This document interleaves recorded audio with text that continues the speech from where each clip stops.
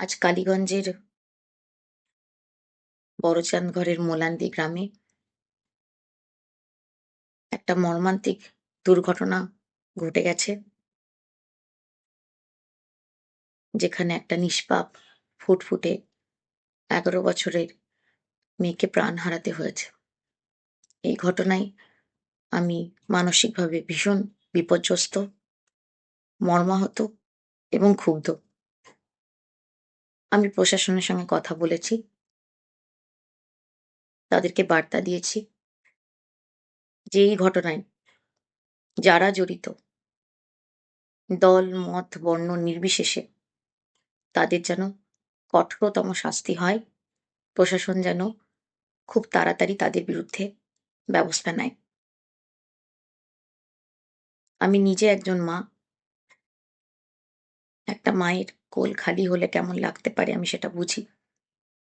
এই ঘটনা আমি কোনোদিন কাম্য করিনি।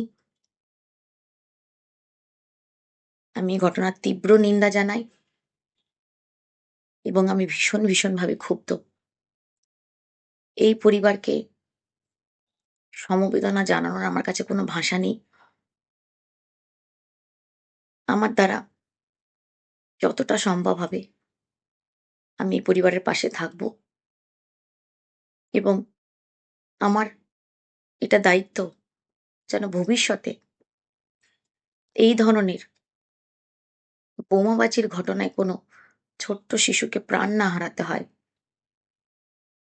সেটা আমি দেখব এবং প্রশাসনের সঙ্গে আলোচনা করব। আমি আরো একবার আপনাদের সকলকে জানাতে চাই, আমি গভীরভাবে মর্মাহত এবং এই ঘটনার আমি তীব্র নিন্দা জানাই এবং এইটুকু আশ্বাস আপনাদের দিতে চাই, প্রশাসনের সঙ্গে কথা বলে যারা এই ঘটনার সাথে যুক্ত তাদের কঠোরতম যেন শাস্তি হয়, আমি তার চেষ্টা করব।